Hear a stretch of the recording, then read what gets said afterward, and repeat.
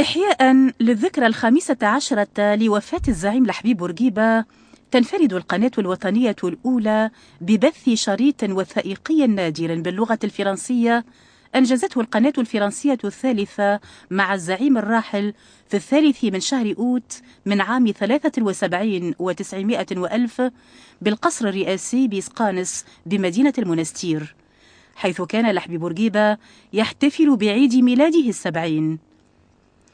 في هذا الوثائقي النادر استرجع الزعيم لحبيب بورقيبة جوانب من سيرته الذاتية، واستعرض صفحات من كفاحه ونضاله من أجل استقلال تونس وحريتها وكرامة شعبها. وحفاظا على الذاكرة الوطنية وتخليدا لذكرى زعيم تونس وباني دولتها الحديثة لحبيب بورقيبة، تبث القناة الوطنية الأولى هذه الوثيقة النادرة التي مضى عليها أكثر من 40 عاما كاملة وبلغتها الأصلية.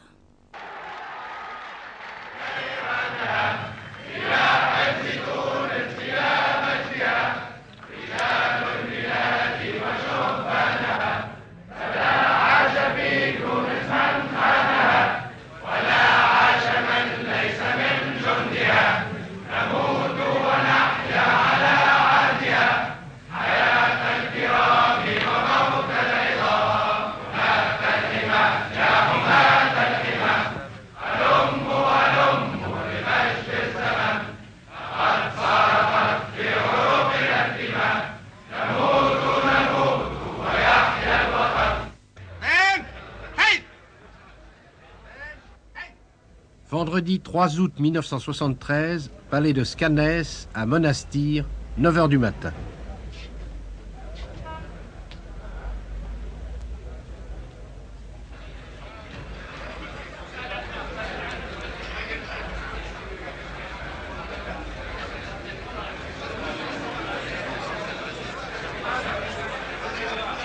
La Tunisie rend hommage à son grand homme.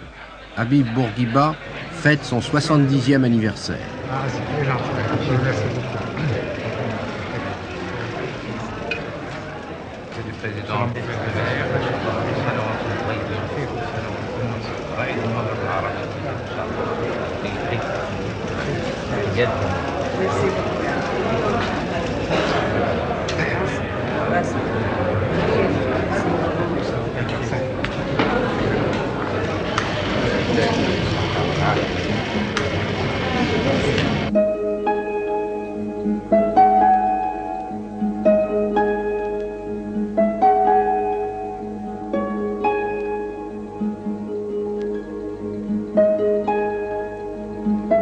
Sur ce site de monastir qui fut tour à tour la Ruspina carthaginoise et romaine, puis un monastère chrétien, le palais de Scanès est la résidence d'été du chef de l'État tunisien.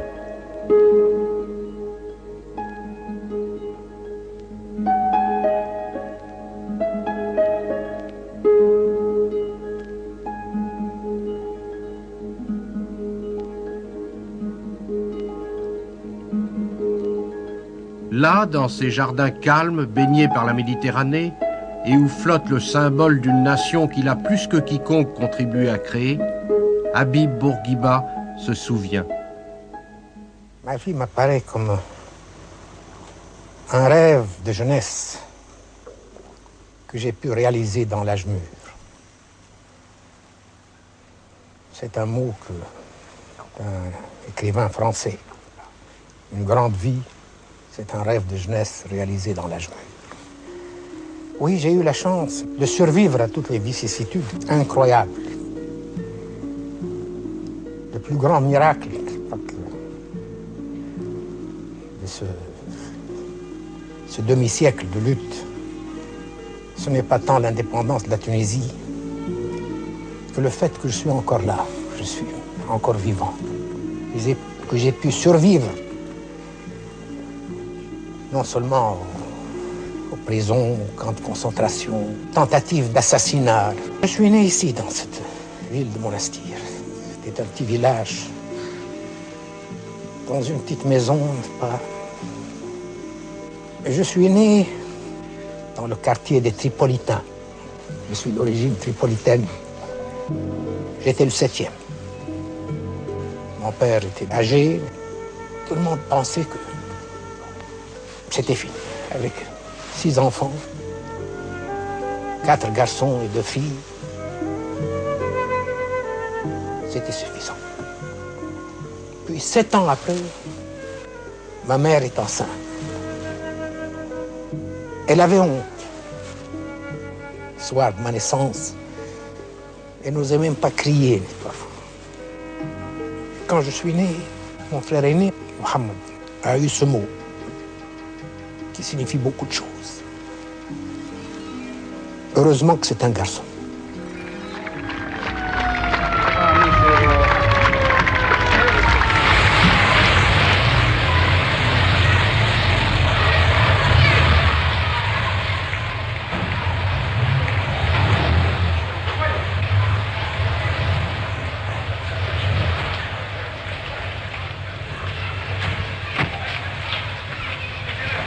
Merci, Monsieur le Président, de venir ici dans votre maison. Je vous ai prévenu que la maison où j'ai passé mon enfance, c'est là aussi. Évidemment, ce que vous voyez ici n'existait pas. Il y avait 2 vestibules. Parce que vous n'avez pas le droit, n'est-ce pas, de voir ce qu'il y avait dans les usages à ce moment-là, n'est-ce pas, les femmes. Alors on rentrait par là. De cette façon-là, les femmes étaient protégées, vous pouvez travailler, n'est-ce pas, ici. Et c'est là où nous avions mis nos, vous savez, nous utilisions le blé, on achetait le blé, c'est là où C'est une meule pour le blé, c'est ça. une meule, oui. C'est notre meule. Mais ça arrivait souvent, n'est-ce pas, d'utiliser ça avec ma sœur, n'est-ce pas, ma sœur devant, comme ceci. Ça va? Et puis alors, il y a le grand tamis avec du blé, un tamis, du blé dedans, n'est-ce pas? Et avec ça, on arrivait à tourner. Il m'est arrivé d'aider ma sœur, n'est-ce pas? Alors qu'elle était malade, elle avait les yeux, elle avait une conjonctivite. Alors, moi, je ne connaissais pas quand est-ce qu'il faut mettre le blé. Parce qu'on prend le blé, n'est-ce pas, et on le met à elle, qui est habituée, elle entendait le son du moulin, n'est-ce pas, change quand il y a du blé dedans ou quand le blé est fini. Alors immédiatement, elle me fait signe, alors j'ajoute, je mets un peu de blé, n'est-ce pas, et nous continuons. Dès mon jeune âge, je sentais que je causais beaucoup de soucis à ma famille, à mon père, à ma mère, rendu un peu trop tard. Que j'étais un peu de trop, j'étais un peu indésirable. Pas que... Ils avaient pour moi beaucoup d'attention. Ma mère m'a laissé téter jusqu'à l'âge de 2 ans. C'était une façon, n'est-ce pas, de prouver son affection. Mais elle était soucieuse, elle voyait que elle ne vivrait pas pour me voir enfin libre, avec un emploi, avec la possibilité de gagner mon pain.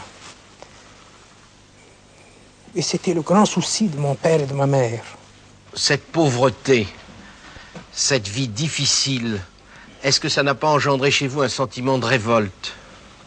Non. Cette pauvreté a créé en moi un sentiment, n'est-ce pas, de sens de la dignité, n'est-ce pas, de l'honneur, parce que mon père a fait 19 ans de service militaire. C'était un officier. Je pensais surtout, n'est-ce pas, à ma situation d'être le plus petit, n'est-ce pas, le plus jeune. Je me disais, enfin, pas de chance, n'est-ce pas. J'étais un peu le domestique de tout le monde, n'est-ce pas. J'appelais mes frères aînés Sidi, c'est-à-dire Monseigneur, Monsieur, n'est-ce pas. Et Il m'arrivait parfois d'aller à l'école avec des souliers usés, troués. J'avais froid aux pieds.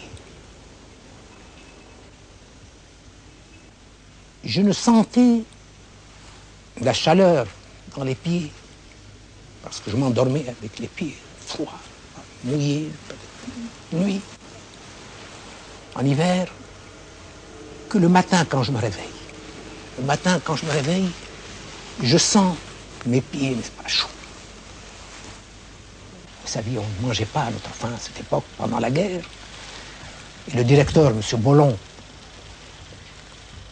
faisait des économies sur notre nourriture. Et manger, on prenait, n'est-ce pas, un bout de viande avec un peu de courge, de l'eau.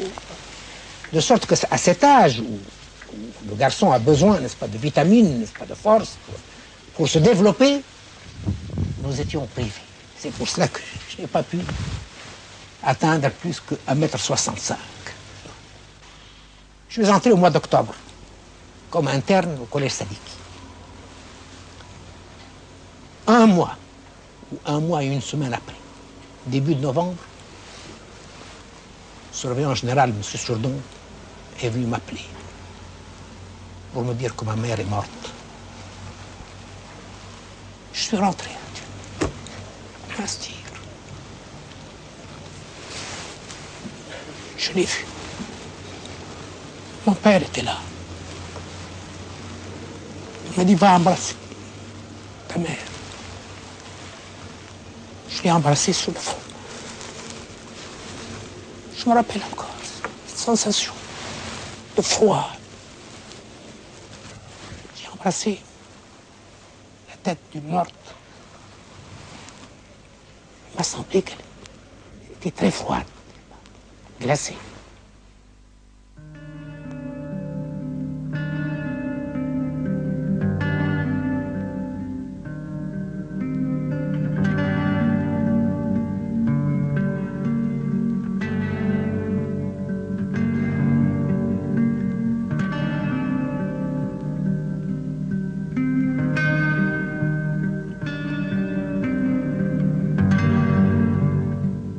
En allant à l'école, le matin, je voyais les rues, la place de la Casbah, avec des soldats français, des zouaves, armés.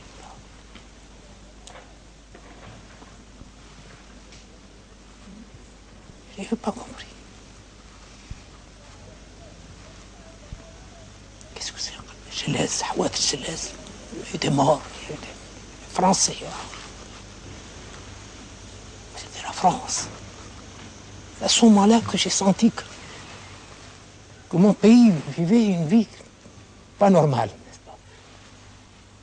Il y avait des forces étrangères, n'est-ce pas, qui dominaient ce pays. La France. C'est autre chose. C'est autre chose que les baies. C'est la domination de puissance étrangère.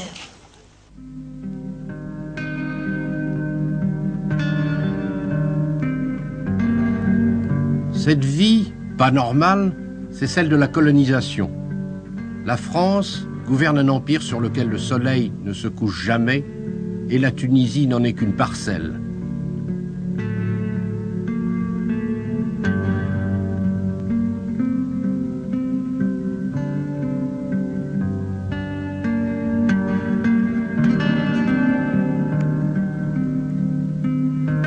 En 1921, le jeune Bourguiba prépare son baccalauréat. C'est son frère Mahmoud qui paye ses études au lycée Carnot. Habib ne l'oubliera jamais. Et pour commencer, il est le meilleur en français. J'étais premier parce que les professeurs étaient justes, mais quand je sortais dans la rue, j'étais un bico. Je ne pouvais même pas entrer dans un café réservé aux Français. Cette situation m'a fait prendre conscience que je suis en mesure de battre les Français, même dans la langue française. Et que c'est l'injustice, c'est le protectorat, c'est le colonialisme. qui faisait des Tunisiens des êtres diminués. Pour ne plus être diminué, il faut réussir. Pour la première fois, un journal tunisien parle de Bourguiba. Premier, avec mention bien. Habib Bourguiba. J'ai dit à mon frère, voilà, c'est fini.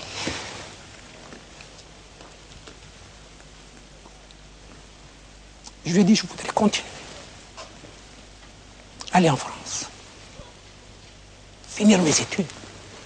Voir un peu la France. Me pénétrer de cette civilisation. Ce peuple, n'est-ce pas? Voir les dessous de cette formidable machine qui est en train de nous écraser. Faire les points faibles, les points forts. Voir le Parlement, voir les meetings, assister, n'est-ce pas? Sans parler des études à la faculté. Je voudrais aller à Paris. 27, j'ai pu obtenir ma licence de droit, mon diplôme de l'école libre des sciences politiques et rentrer sans le sou avec une femme. Cette femme, c'est Mathilde Lorrain, une Française. Il l'épouse en août 1927. Elle lui donnera un fils, Habib Bourguiba Junior. Plus tard, beaucoup plus tard, ils divorceront. Mais aujourd'hui, Bourguiba a tenu à remettre à sa fidèle compagne la plus haute décoration tunisienne, le mérite Bourguiba.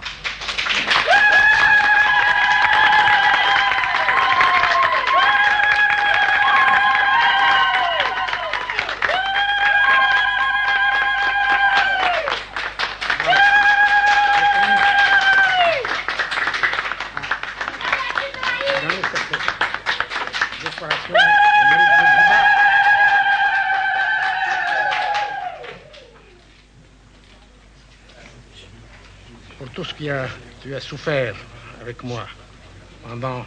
Mais j'ai fait mon devoir. Oui, oui, tu l'as fait et je te dois ça.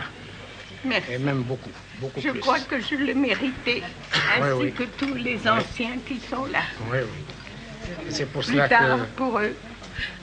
que j'ai tenu à faire cela, n'est-ce pas, publiquement, en présence de tous les vieux militants que tu as connus. Oui, que je revois. Que tu revois. Et je leur souhaite de vivre longtemps avec toi. Et moi aussi, j'espère pouvoir vivre un peu plus longtemps. Mais enfin, je suis content que j'ai vécu jusqu'à ce que ce jour où j'ai pu consacrer et récompenser tout ce que tu as fait pour moi, pour mon pays, pour ma patrie, tout ce que tu as souffert pendant les périodes de lutte, tout ce que tu as fait pour faire de mon fils un Tunisien et un musulman. C'est cela. De même que si je l'ai fait, c'est pour être comme lui et comme toi, musulmane. Oui. Et je l'ai fait de grand cœur. Oui, oui. Et je continuerai jusqu'à la fin de mon heure.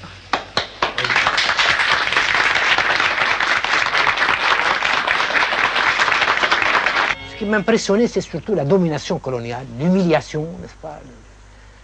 Le fait que cette politique, n'est-ce pas, non seulement, n'est-ce pas, nous déposséder de nos terres, n'est-ce pas, de nos biens, mais nous mener tout droit, inéluctablement, vers l'annexion, n'est-ce pas, l'assimilation, n'est-ce pas, la disparition, la mort. Et que devant cela, n'est-ce pas, je me suis soulevé, n'est-ce pas, j'ai heurté,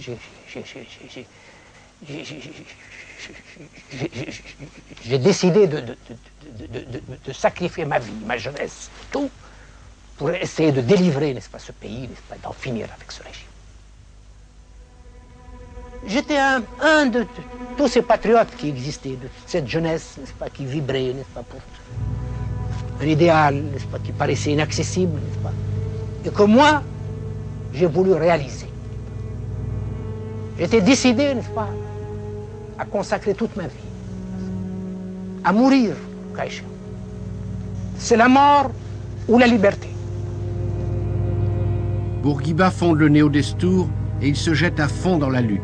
Le 3 septembre 1934, il est arrêté. Oui, ce jour-là, le 3 septembre au matin, à l'aube, alors que les militants, n'est-ce pas, étaient dans la maison, je vois arriver le caïd du monastère, Hachem Khalifa, qui vit encore.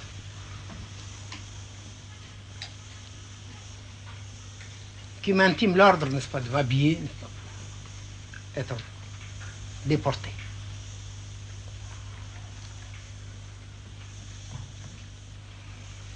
Je dis, je m'y attendais.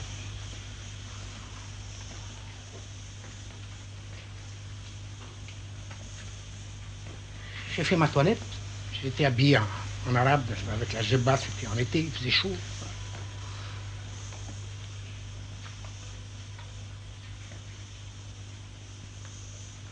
J'ai fait prévenir ma sœur, qui habitait ailleurs, qui était un peu plus loin. Elle est venue en pleurant, n'est-ce pas?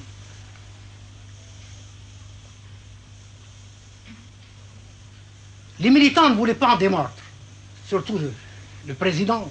Il dit, nous ne sommes pas des hommes. Si nous vous laissons prendre comme ça, n'est-ce pas, entre nos mains, mais nous mourrons ici tous. Imbécile. Tu n'as pas compris ma stratégie. Ce n'est pas comme ça. Il faut que je sorte, que je parte. C'est inutile, n'est-ce pas? Vous allez faire une bagarre. Bon, ben, la France apportera son armée, sa gendarmerie, vous serez écrasés, moi aussi, et ce sera fini, n'est-ce pas, du mouvement. Moi, c'est autre chose. Vous avez oublié alors tout ce que je vous ai dit. Ce n'est pas un attaquant de front, n'est-ce pas, la France, n'est-ce pas, la force française. Je sortirai. J'irai là où on m'amènera. Mais après moi, je suivre mes instructions. Maintenir l'agitation. Cette agitation, n'est-ce pas, pour laquelle je suis maintenant, aujourd'hui, n'est-ce pas, déporté, il faut savoir la maintenir, l'augmenter, la faire durer, quel que soit le prix, jusqu'à ce que la France finisse par me ramener. Voilà ma stratégie. Il ne s'agit pas de m'empêcher de se heurter avec la force française, n'est-ce pas? Alors ils ont compris. Je dis bon. Alors, rappelez-vous de ça. Moi, là où on me mettra, ne craignez rien. Je tiendrai debout. Je resterai debout. Je ne flancherai pas. Dans 10 ans, dans 20 ans, je serai toujours comme vous le savez. Je vais sortir. Je vous dis qu'au moment où je passe la porte, il faut que les femmes poussent des you-you de joie, pas des pleurs. Vous savez ce que c'est que les you-you, n'est-ce pas? Dans les cérémonies, les mariages, n'est-ce pas? C'est des cris de joie. Il faut des cris de joie et non pas des larmes. Je m'en vais. Je ne suis pas un criminel. C'est dans la lutte pour mon pays que je vis. Il faut des you-you de joie. Bourguiba sera déporté dans l'extrême sud de la Tunisie, à Borges-le-Bœuf, près de Tataouine. Il y restera 2 ans, jusqu'en avril 1936.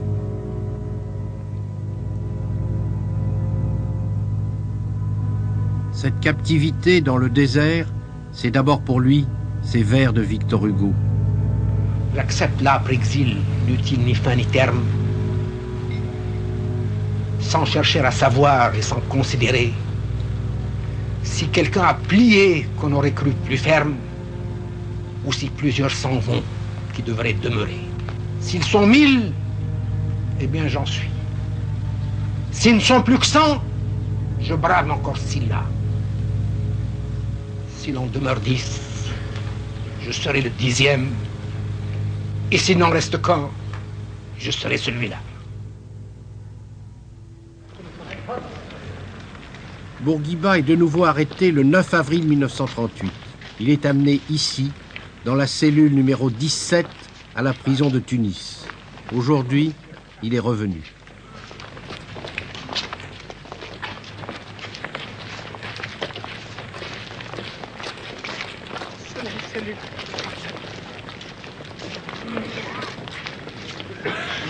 C'était votre cellule? Oui, c'est là où j'ai passé la nuit du 10 au 11.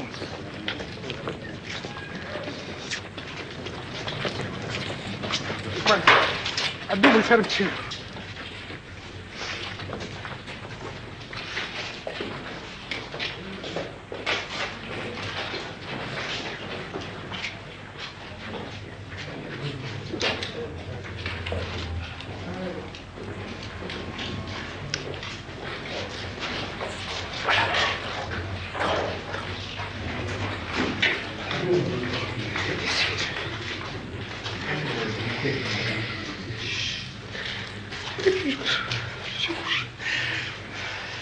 Avec mon par-dessus, mon burnous.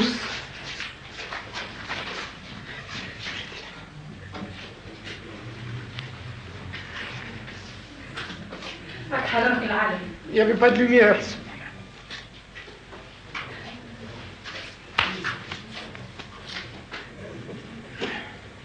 Voilà. J'étais comme ça. Chef d'accusation contre Habib Bourguiba, provocation à la haine des races, au vol, au meurtre, au pillage, à l'incendie. Le juge d'instruction, le colonel de Guérin de Kayla, qui était décidé à avoir ma tête, parce qu'il me considérait comme le plus grand danger pour l'Empire français. Avec toute l'estime qu'il avait pour moi, il avait pour moi beaucoup d'admiration. Et il disait, c'est un homme qui doit mourir, qu'on doit exécuter en lui tirant un grand coup de chapeau, s'il le faut, mais qui doit mourir si l'Empire français doit exister. J'ai dit à mes camarades de savoir mourir bravement. Il ne faut pas se laisser bander les yeux, pas. La mort, c'est peu de choses. C'est une seconde. Il vaut mieux mourir les yeux ouverts, en criant vive la Tunisie. «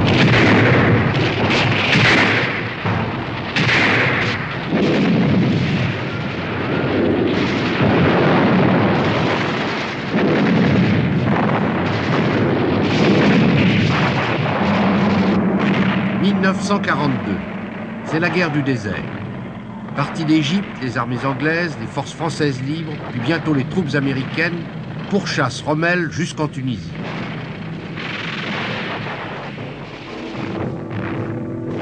Pendant tout ce temps, Bourguiba était transféré de prison en prison.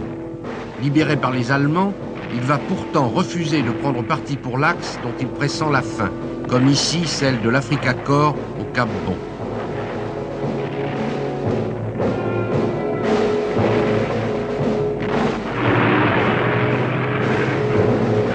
« 1943, les Alliés entrent à Tunis.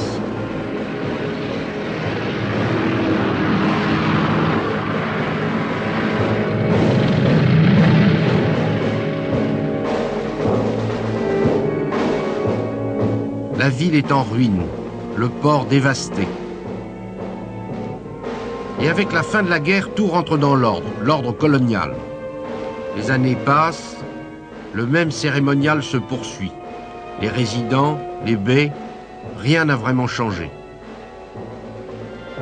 Et pourtant, le monde a changé. Partout, les peuples colonisés se soulèvent. Bourguiba a repris le combat. Au Caire, il cherchera vainement l'appui de la Ligue arabe. Mais en Tunisie, les sabotages commencent, les routes sont coupées, les trains sautent. Pour protéger les récoltes, on fait appel à la troupe. Les pacifiques tunisiens sont passés à l'action directe. C'est l'engrenage. La France envoie des renforts.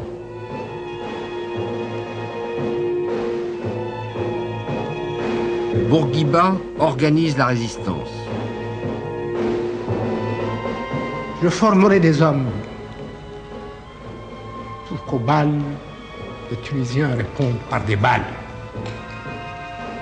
Même avec des bandits, même avec des félagas, même avec des gens capables de tirer, de tuer, de rendre coup pour coup. On a acheté des armes, des vieilles armes.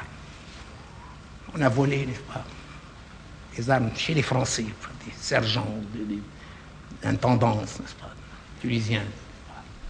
Et on a formé cette petite armée de guerrieros clandestines. qui devait répondre du tac au tac, n'est-ce pas, aux associations, l'association de la Main Rouge, qui tuait, avec la complicité de la police, les hommes en plein jour, sans jugement.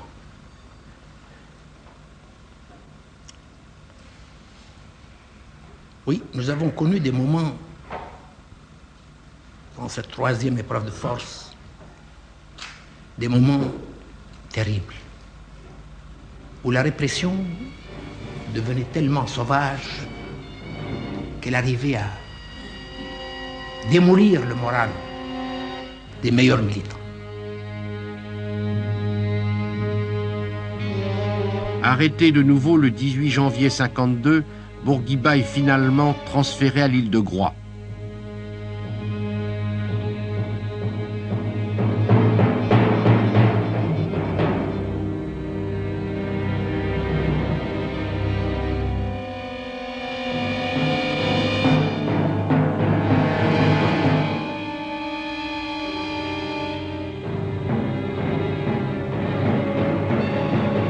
Dans ce dernier exil, il continue à animer la résistance tunisienne jusqu'à la conquête de l'indépendance.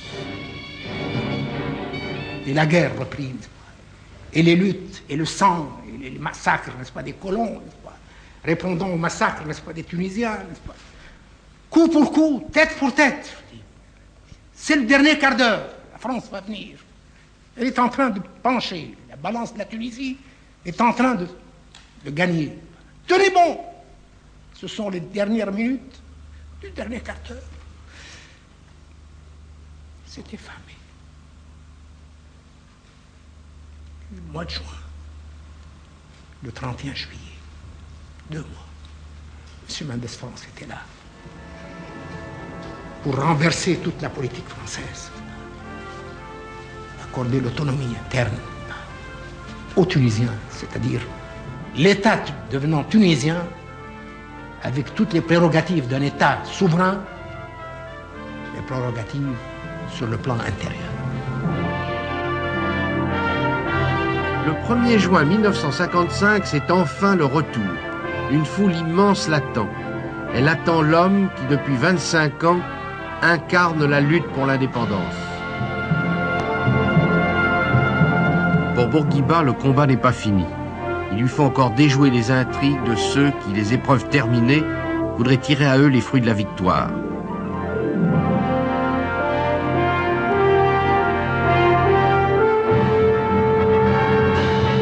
Et cette victoire, il faut d'abord la concrétiser, en obtenant de la France une indépendance totale.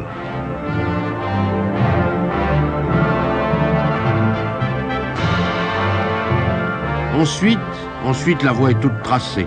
Président de la Constituante, chef du premier gouvernement de l'indépendance et enfin, premier président de la République tunisienne.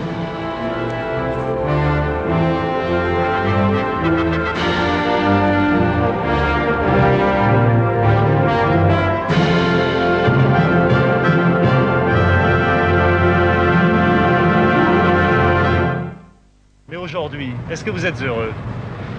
Oui, je me sens heureux d'avoir réussi le grand pari de ma vie. De Gaulle a dit, j'ai ceci de commun avec M. Bourguiba, qu'il sait prendre des rendez-vous avec l'histoire. Il y a 30 ans, j'ai pris un rendez-vous avec l'histoire. Faire de mon pays un pays indépendant. Ce rendez-vous, j'y étais. Un rendez-vous chargé. Il faudra surmonter bien des crises. Guerre d'Algérie aux frontières, Saquiet et ses morts, la bataille de Bizerte. Mais Bourguiba inlassablement poursuit sa route. Dans le tiers-monde, dans le conflit palestinien, sa voix sera toujours celle de la sagesse.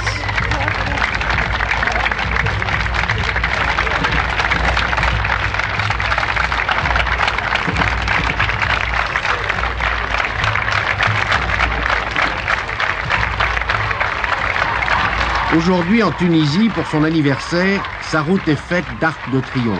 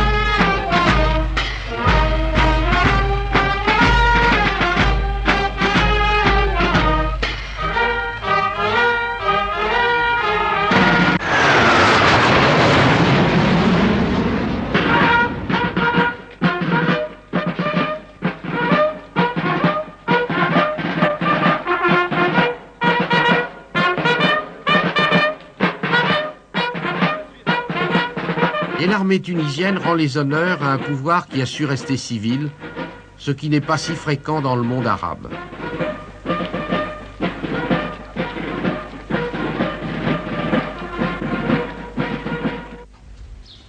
Avant de rentrer en Tunisie, je suis rentré en 1949. J'ai vécu, j'étais en Égypte, le premier putsch militaire.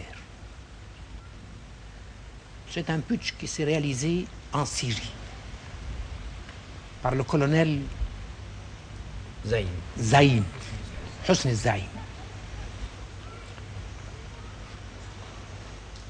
Il a débarqué en un tour de main, en une nuit, le président de la République, qui était un patriote, un vieux patriote, qui n'était pas un salopard, qui n'était pas un viveur, qui n'était pas... Kouatli, Choukri Kouatli. Et puis il s'est installé au pouvoir et il s'est donné le titre de maréchal, avec beaucoup de dorures, n'est-ce pas? Beaucoup de... beaucoup de décorations, n'est-ce pas? Et il se prétendait vouloir faire assainir la situation, islah al-fasad, c'est-à-dire mettre fin à la corruption, n'est-ce pas, au mal, n'est-ce pas, pour apporter le remède, n'est-ce pas, la propreté, etc. Je me suis dit en moi-même, et je l'ai toujours dit à mes camarades, cet homme-là, c'était une expression populaire tunisienne que je traduis textuellement, a ouvert une porte qu'il sera difficile de refermer. C'est très grave. Si un chef d'État, n'est-ce pas, est à la merci de son armée, n'est-ce pas, à la merci de l'armée qu'il a créée lui-même, n'est-ce pas, alors il n'y a plus d'État, il n'y a plus d'autorité, de prestige, n'est-ce pas.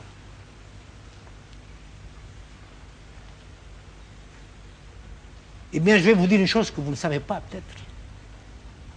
Cette situation a failli arriver en Tunisie.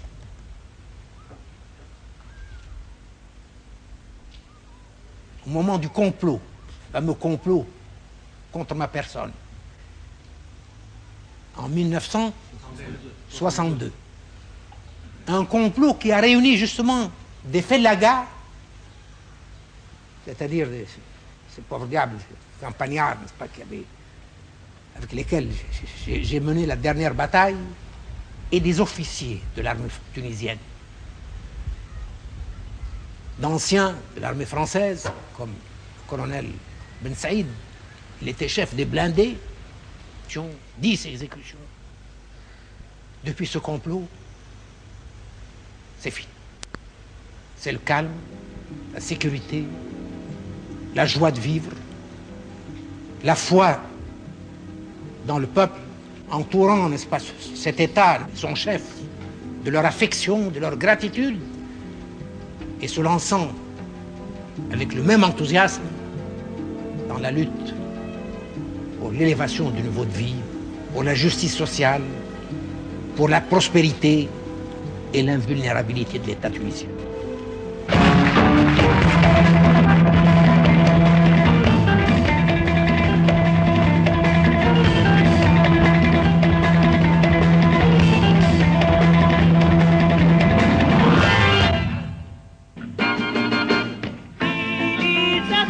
Gougouche, la plus grande vedette iranienne, est venue chanter à Monastir pour l'anniversaire de Bourguiba.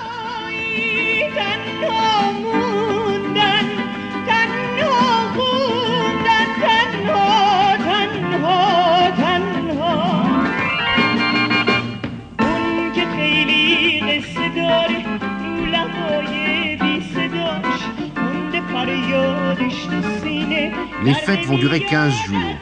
15 jours heureux, mais aussi exténuants pour le président et pour la présidente, Madame Vassilia Bourguiba. Quelle impression est-ce que l'on ressent d'être la femme d'un homme qui est déjà dans l'histoire? D'abord, je voudrais que vous me dites Madame Bourguiba, pas Madame la Présidente, car je ne suis pas présidente. Eh bien, Madame Bourguiba, quel effet est-ce que cela fait d'être l'épouse d'un homme qui est déjà dans l'histoire? Je crois que c'est la chance de ma vie d'avoir être la compagne d'un homme aussi prestigieux, un homme qui est dans l'histoire, et d'avoir vécu à ses côtés et vécu enfin les moments émouvants pendant la lutte. Est-ce qu'il y a des moments que vous regrettez? Oh non, jamais. Au contraire, je vis avec ces souvenirs. Monsieur le Président, si je vous pose une question simple, qu'est-ce que c'est que le bourguibisme? Ben, le bourguibisme, c'est un peu le résumé, enfin, ce que vous pouvez tirer de tout ce que j'ai fait dans ma vie. Cette façon de voir les choses, cette façon d'exploiter l'événement, d'avoir un but honorable et fascinant, des qualités morales, une ténacité à toute épreuve, le sens du possible, le sens des étapes, la persévérance, le mépris de la mort et des risques, les calculs justes, les vues lointaines, les plus justes. Enfin, tout cela, c'est Bourguiba, c'est le bourguibisme. C'est avec ça que j'ai fait ce que j'ai fait dans la vie. Je suis, je ne dirais pas le seul, un des rares qui est commencé à zéro, à moins de zéro, qui est arrivé à réaliser son rêve et qui a pu y a réussi et qui mourra en laissant la Tunisie, une Tunisie tout à fait autre, différente de celle qu'il a trouvée quand il est jeune, et qui durera et qui continuera sur la lancée pendant des siècles, quand mes ossements seront devenus de la terre. Voilà Bourguiba. Un monastère près de la maison natale, le mausolée de Bourguiba. C'est ici que sera mon tombeau. Ici. Monsieur le Président, est-ce que vous pensez à la mort? Oui. J'ai jamais cessé de penser à la mort. C'est que... Mais sans ça ne m'a pas jamais effrayé. Et au souvenir du peuple tunisien? Oui. C'est ce que je leur ai dit tout à l'heure. Je sais que vous donneriez votre vie pour prolonger la mienne, mais quelle que soit la longueur, n'est-ce pas, la durée de ma vie, elle finira par la mort.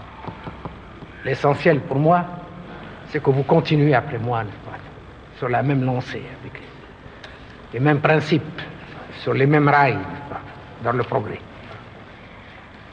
Voilà, je dis, même si la prochaine fois je ne serai pas avec vous, si je suis mort, eh bien, je ne serai pas loin de vous, je serai ici, pas loin de la salle des congrès, je serai ici, dans cet endroit, avec une immense dôme ici, avec de la lumière.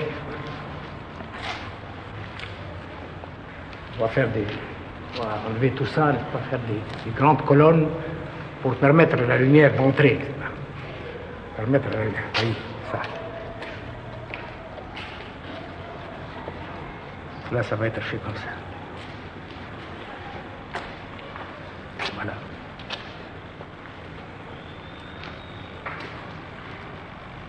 Ce n'est pas que j'attache une grande importance, n'est-ce pas, à ces choses-là.